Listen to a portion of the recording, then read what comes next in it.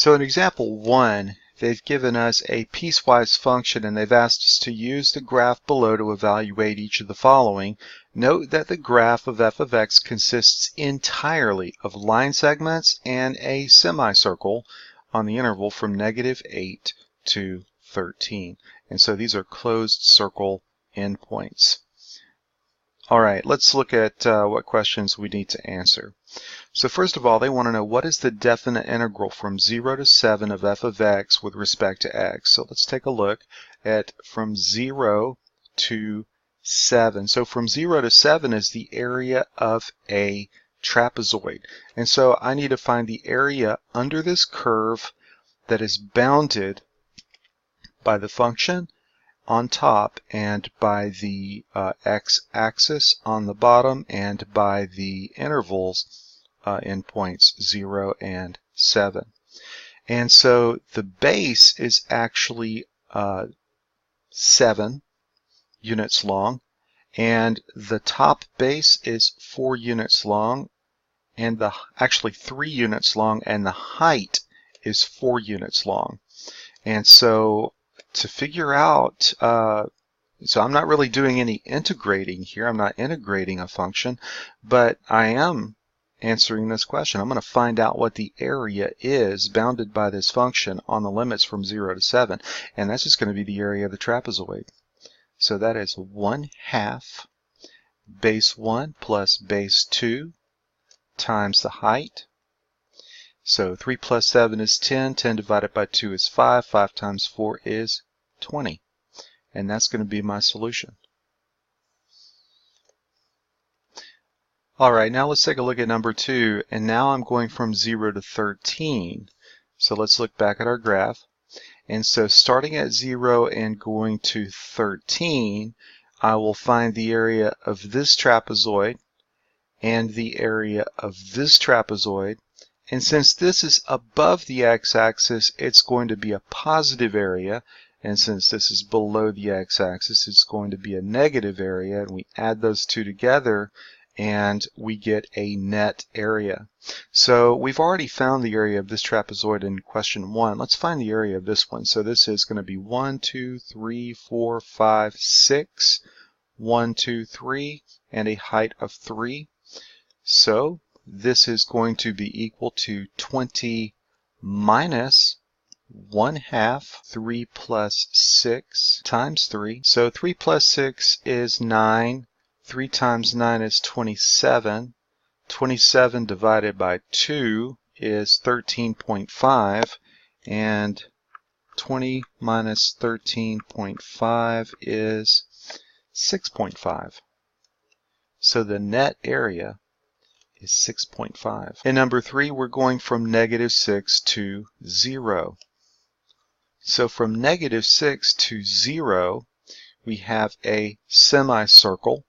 So that's going to be half the area of a circle whose radius is 3. And it is a negative area, so minus 1/2 pi times 3 squared. 3 squared is 9.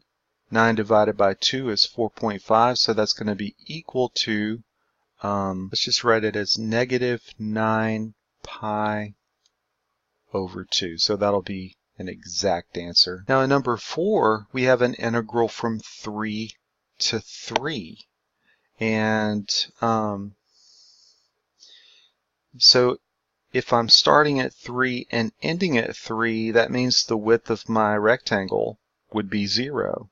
So the width of my interval is 0. And so when I multiply inside my integrand to find the area, any width times height, if the width is 0, the area is going to be 0. Now let's take a look at this one from 7 to 0. So this is a good question. Does it matter? Does order matter? If I go from 0 to 7, isn't it going to be the same as if I go from 7 to 0? So let's think about that. If I start at 7 and I go backwards, is that different, or is it the same as starting at 0 and going forwards? Well, the order of the limits makes a difference. And so if I'm going from 7 to 0 and I'm integrating backwards, the area is going to have the same absolute value, but it's going to have the opposite sign. So this would be a negative 20. So with that in mind, let's take a look at number 6. 10 to 4. So we're integrating from 10 to 4.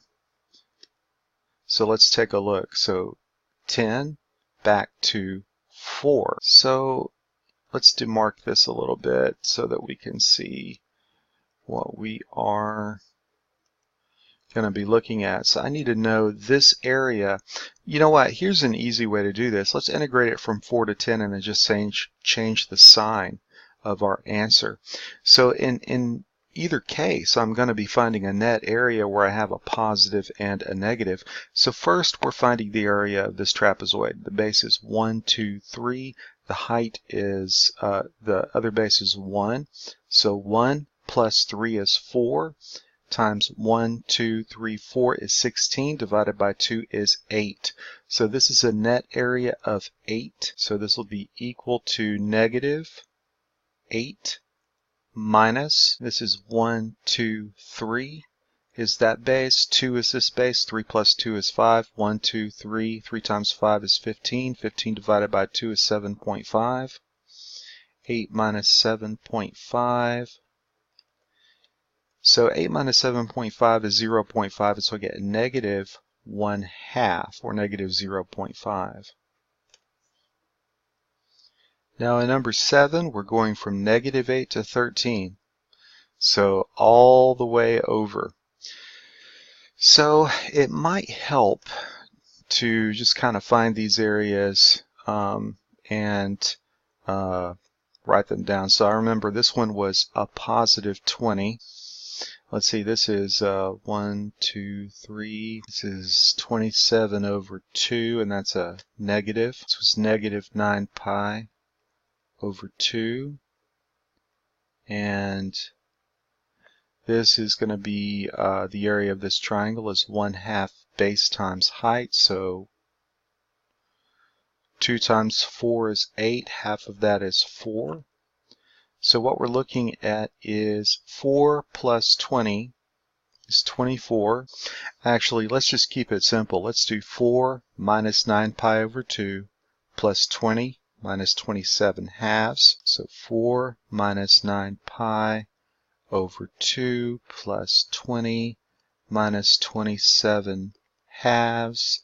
And when we simplify, we get 10.5 minus 9 pi over 2. So the total positive area minus the total negative area. Now in number 8, they've switched things up on me. Now we're talking about differentiation again. They want to know what's f prime of negative 6. Let's look at the graph. Now fortunately they did give me a graph of f of x, so I should be able to look at this and determine the slope. And so let's see, at negative 6, we have a line segment adjoining a semicircle. And so where those two functions meet, yes, they are continuous. The gap here is just so that we can write negative 6. So this is a continuous function. But the problem is it's not differentiable at negative 6 because this is a cusp. So does not exist. And we can put the reason for that is that it is a cusp. It is the point where two piecewise functions join.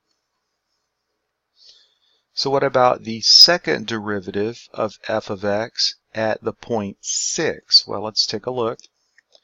So here we have 6, and the slope of that line would be the first derivative, and so that would actually be negative 2. And you'll notice that from 5 to 7, that slope is constant. It is not changing. It is negative 2 the entire time because it's a line. Now look what they asked for. They asked for f double prime of x. What is f double prime? Well, that is the slope of the slope. In other words, it's the rate of change of the slope of the function. And if this has a constant slope, that means that the slope is not changing.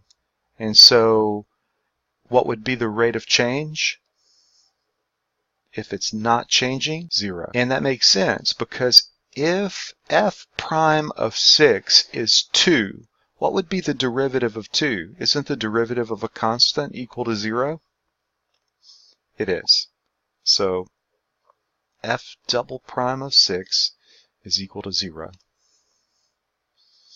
All right, here's something else that we've seen in the past: average rate of change in f over the closed interval from 0 to 5.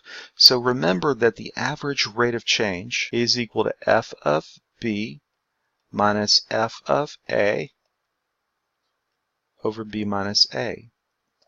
So that's going to be, let's see what f of 5 is. Let's look. So at 5, f of 5 is 4. 4 minus f of 0, a is 0, so let's see, f of 0 is 0. 4 minus 0 over b minus a is 5 minus 0, so 4/5 is my average rate of change over that interval. Number 11, true or false? The definite integral of f of x with respect to x from 0 to 2 plus the definite integral of f of x with respect to x from 2 to 4. If you take those two and you add them together, is that equal to the definite integral of f with respect to x from 0 to 4? So, I mean, it would be really cool if it works out like that, right? So what do you think? Let's take a look at our graph. So from 0 to 2, we have this area. And then from 2 to 4, we have this area. So the question is, if I take this area and I add it to that area, is it the same as this total area? Absolutely. And in fact, even if one of these areas had been negative, my net area would still be the sum. And the reason is, when you add a positive number and a negative number, you're still doing addition. So these areas are going to add and give me the total area. Yes, that's true. And in general, that's always true. So number 12 says, over which values of x is f of x not differentiable? Let's take a look at this graph. So where is it not differentiable? Well, it's not differentiable at x equals 6 because it's a cusp. It's not differentiable at 0 because that's a cusp. It's not differentiable at 2 because that's a cusp. It's not differentiable at 5 because that's a cusp. It's not differentiable at 7 because that's a cusp. It's not differentiable at 8, and it's not differentiable at 9. Sorry, that's 11, not 9. Sorry about that. Now, we didn't say anything about the endpoints, but it's also not differentiable at the endpoints.